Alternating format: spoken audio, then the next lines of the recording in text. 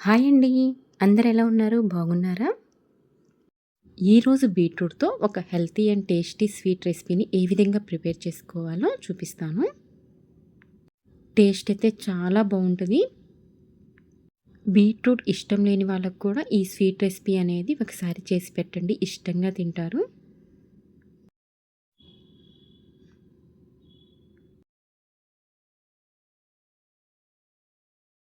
ఇంకా ఆలస్యం లేకుండా దీని తయారీ విధానం అయితే చూసేద్దాం. ముందుగా 2 మీడియం సైజ్ బీట్రూట్‌నైతే తీసుకోవాలి. బీట్రూట్‌కి ఎడ్జెస్‌నైతే కట్ చేసేసుకొని ఈ విధంగా పీల్ అయితే తీసుకోవాలండి. ఇలా చక్కగా పీల్ తీసేసుకున్నాక బీట్రూట్ని అయితే చిన్న చిన్న ముక్కలుగా అయితే కట్ చేసేసుకోవాలి. చూశారు కదండి, ఈ విధంగా చిన్న ముక్కలుగా కట్ చేసేసుకుంటే సరిపోతుంది. ఇప్పుడు ఈ బీట్రూట్ ముక్కల్ని అయితే మిక్సీ జార్లోకి వేసేసుకొని మెత్తగా గ్రైండ్ చేసేసుకోవాలి. ముందుగా వాటర్ ఏమీ పొయ్యకుండా గ్రైండ్ చేసేసుకోవాలండి. చూశారు కదా, ఈ విధంగా గ్రైండ్ చేసుకున్న తర్వాత ఒక హాఫ్ కప్ వరకు వాటర్ వేసుకొని మరొకసారి అయితే గ్రైండ్ చేసేసుకోవాలి. ఇప్పుడు ఒక బౌల్ తీసుకొని ఒక స్ట్రెయినర్ సహాయంతో ఈ బీట్రూట్ వాటర్ని అయితే స్ట్రెయిన్ చేసేసుకుందాము.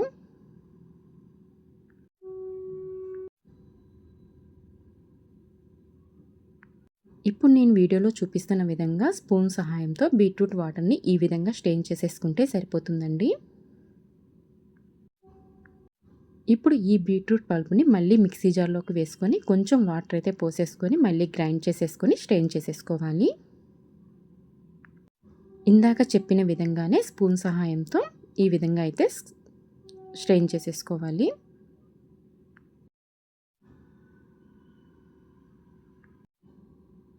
ఇప్పుడు స్టవ్ వెలిగించుకొని ప్యాన్ పెట్టేసేసుకొని 1 టేబుల్ స్పూన్ దాకా గీ అయితే వేసేసుకోండి. ఇప్పుడు దీంట్లోకి ఒక 2 టేబుల్ స్పూన్లు అయితే సేమ్యాని వేసుకొని ఫ్రై చేసేసుకుందాము. మంటని సిమ్లోనే పెట్టేసేసుకొని సేమ్యాని ఫ్రై చేసేసుకోవాలండి.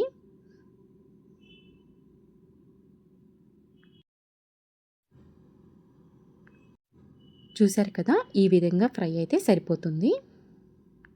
ఇప్పుడు ఇదే ప్యాన్లో మనం ఇందాక రెడీ చేసేసుకున్న బీట్రూట్ వాటర్ను కూడా వేసేసుకుందాము. నాకు ఇక్కడ 2 కప్పుల బీట్రూట్ వాటర్ అయితే వచ్చినాయండి. చూశారు కదా, మంటని సిమ్లోనే పెట్టేసేసుకొని ఈ బీట్రూట్ వాటర్ అనేది మరిగించుకోవాలి. ఈ బీట్రూట్ వాటర్ అనేది మరిగేలోపు మనం ఇక్కడ కార్న్‌ఫ్లోర్‌ని అయితే కలిపేసేసుకుందాము. ఒక బౌల్ తీసుకొని 5 స్పూన్ల దాకా కార్న్‌ఫ్లోర్‌ని అయితే వేసేసుకోవాలి. నేనైతే ఇక్కడ ఈ స్పూన్‌తో 5 స్పూన్స్ అయితే తీసుకున్నాను. దీంట్లోకి కొంచెం వాటర్ పోసుకొని ఉండలేమీ లేకుండా ఈ విధంగా అయితే కలిపేసేసుకోవాలి. మనం ఈ కార్న్‌ఫ్లోర్‌ని అయితే కలిపేసేసుకునేలోపు బీట్రూట్ వాటర్ కూడా మరిగిపోయినాయండి. చూశారు కదా, ఇప్పుడు మనం ఇందాక వేయించుకున్న సేమ్యాను కూడా దీంట్లోకి వేసేసుకొని ఒకసారి అయితే కలిపేసేసుకోవాలి.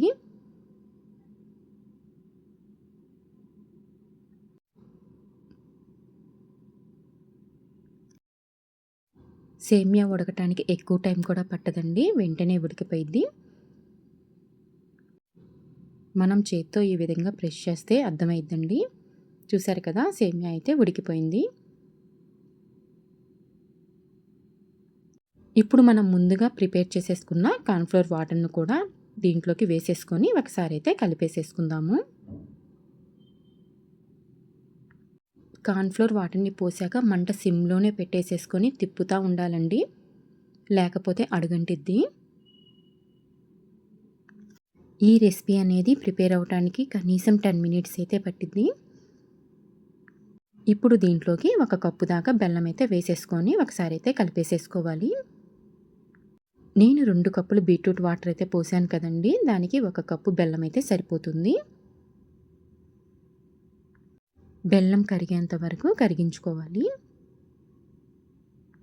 ఇది అనేది ప్యాన్ నుంచి సపరేట్ అయ్యేంత వరకు కలుపుతానే ఉండాలి. మనం దీంట్లోకి షుగర్ కూడా వేయట్లేదండి, బెల్లంతో ప్రిపేర్ చేస్తున్నాం కాబట్టి పిల్లలకు కూడా హ్యాపీగా అయితే పెట్టేయచ్చు.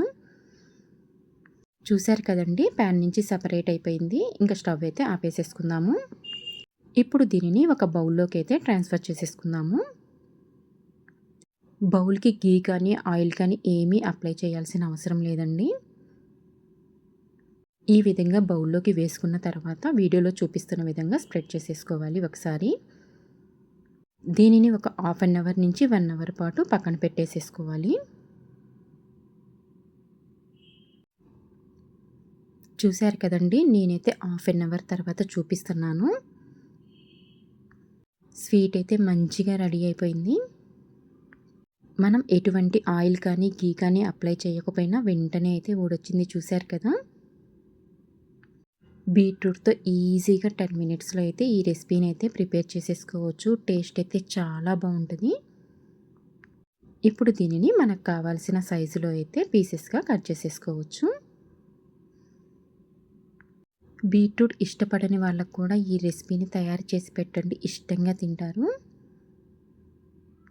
మీరు కూడా ఒకసారి ఈ రెసిపీని ట్రై చేసి ఎలా ఉందో నాకైతే కామెంట్ చేయండి.